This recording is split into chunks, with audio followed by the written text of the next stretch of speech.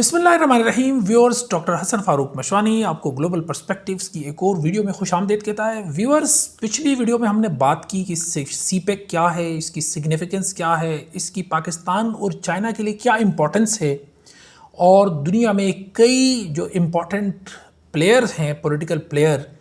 वो इसके मुखालिफ हैं और वो मुखालिफ क्यों हैं।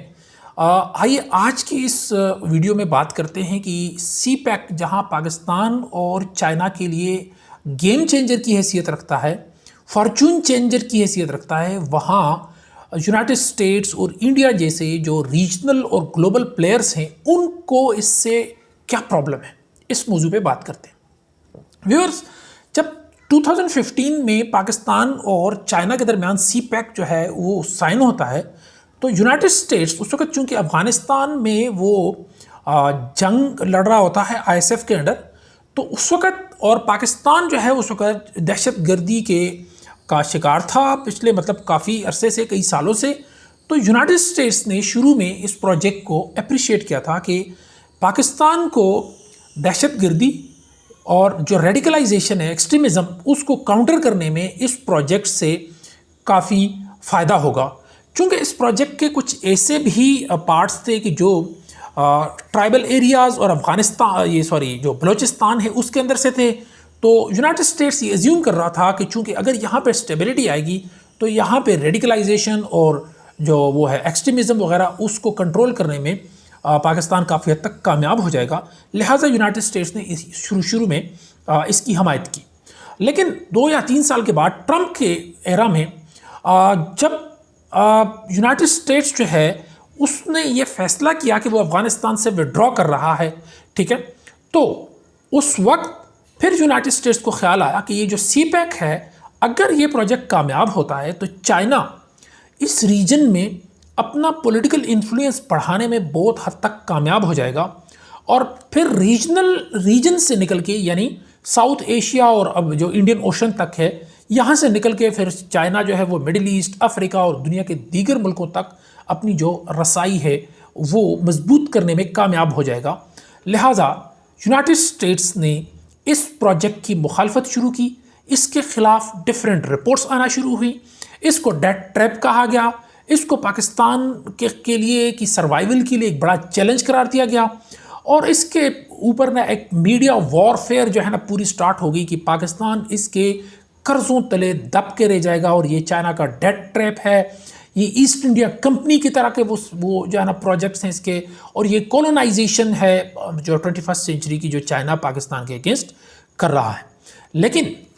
देखना ये है कि यूनाइटेड स्टेट्स को इस प्रोजेक्ट से खदशात क्या है। यूनाइटेड स्टेट्स बेसिकली पूरी दुनिया में एक सुपर पावर के तौर के ऊपर दुनिया के हर रीजन में उसकी तकरीबन प्रेजेंस मौजूद है और उनके 1000 से ज़्यादा मिलिट्री बेसिस हैं इनसाइड द यूनाइटेड स्टेट्स और ऑफशोर, यानी वर्ल्ड और पूरी दुनिया में। तो हर रीजन में उनका कोई ना कोई जो मिलिट्री बेस है वो मौजूद है। अच्छा, फिर उन्होंने ये फैसला किया कि कंटेन करना है चाइना को, कि उसके जो 21st सेंचुरी के ग्लोबल ऑब्जेक्टिव्स हैं, जिसमें सीपैक है, जिसमें BRI है और जिसमें दूसरे कई ऐसे जो है ना इन्वेस्टमेंट प्रोजेक्ट्स है दुनिया के दीगर मुल्कों में, तो उन्होंने ये फैसला किया कि इसको हमने काउंटर करना है और चाइना को हमने कंटेन करना है, यानी उसको रोकना है। तो कंटेनमेंट ऑफ चाइना की पॉलिसी जो है ना वो स्टार्ट होती है और उसमें जो यूनाइटेड स्टेट्स है वो इंडिया के साथ अपनी जो स्ट्रेटेजिक टाइज है उनको बढ़ाने में जो है ना किसी भी किस्म की, जैसे कहते हैं, वो उससे वो यानी रिलक्टेंट नहीं है। तो ये वो चीज़ बनती है कि जहाँ पे यूनाइटेड स्टेट्स और इंडिया एक दूसरे के करीब आ रहे हैं और जो चाइना है उनको उन्होंने कंटेन करना है। चाइना ने ऑलरेडी इंडियन ओशन जो है उसके अंदर बहुत सारी ऐसी डेवलपमेंट की हुई है जिसको स्ट्रिंग ऑफ पर्ल्स कहते हैं, जो है ना मेजर पोर्ट्स हैं, जिसमें जो है ना जिबूती के अंदर, फिर गवादर के अंदर, फिर श्रीलंका में, फिर बांग्लादेश, म्यांमार, और ये पूरा एक उन्होंने नेटवर्क बनाया हुआ है। फिर जो है ना सीपैक उनका आ जाता है और जो इंडिया है वो अपने आप को इंडियन ओशन का सबसे बड़ा प्लेयर समझता है और इसमें कोई जो है ना काफ़ी हद तक जिसे कहते हैं कि वो एक प्लेयर है, क्योंकि 7,500 किलोमीटर इंडिया का कोस्ट लाइन है इसके ऊपर। सेकंड लार्जेस्ट नेवी जो है ना यूनाइटेड जो चाइना के बाद दूसरे नंबर पे जो लार्जेस्ट नेवी इस खत्ते में वो उसके पास है, इंडिया के पास, ठीक है। तो और तीसरे ये है कि यूनाइटेड स्टेट्स, ऑस्ट्रेलिया, जापान, उनके साथ उनके क्वाड के माहदे, फिर उसके बाद जो है ना जो उनकी स्ट्रेटेजिक आपस में ताल्लुकात बढ़ते चले जा रहे हैं। तो इन सारे सिनारियोज़ में सीपेक जो है उसको बहुत ज़्यादा चैलेंजेस और ख़तरात जो हैं वो यानी उसका सामना है। पाकिस्तान की इकॉनमी के लिए, पाकिस्तान की इकोनॉमिक स्टेबिलिटी के लिए, पाकिस्तान की सर्वाइवल के लिए सीपेक को और गवादर पोर्ट के प्रोजेक्ट्स को बहुत ही ज़्यादा जो है ना सिग्निफिकेंस हासिल है। इसी तरह जो चाइना है उसके 21st सेंचुरी जो ग्लोबल ऑब्जेक्टिव्स हैं उसमें BRI वगैरह और उसके जितने प्रोजेक्ट्स हैं उन सब के लिए जो वो है जो सीपेक है, ये एक आप कह सकते हैं कि एक टेस्ट केस है। अगर ये कामयाब होता है तो दुनिया के जो दीगर कंट्रीज़ हैं उनको भी इस चीज़ का ट्रस्ट होगा, एतमाद होगा कि हाँ, चाइना की जो इन्वेस्टमेंट प्रोजेक्ट्स हैं ये सक्सेसफुल हो सकते हैं, ये फंक्शनल हो सकते हैं, ये ऑपरेशनल हो सकते हैं। अगर खुदा न खास्ता ये फेल होता है तो फिर पूरी दुनिया को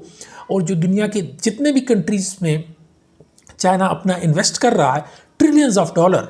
ठीक है, तो उन सबको ये डाउट होगा कि यार ये जो चीज़ है ये शायद वायबल नहीं है। तो ये आप कह सकते हैं कि चाइना और पाकिस्तान के दरमियान जो सीपेक है या जो स्ट्रेटेजिक रिलेशंस हैं उनको बेतहाशा चैलेंजेस का भी सामना है, क्योंकि ये प्रोजेक्ट दोनों कंट्रीज़ के लिए बहुत ही इम्पॉर्टेंट है। बट जितना ये इम्पॉर्टेंट है इतने ही उसके लिए मुश्किलात भी हैं।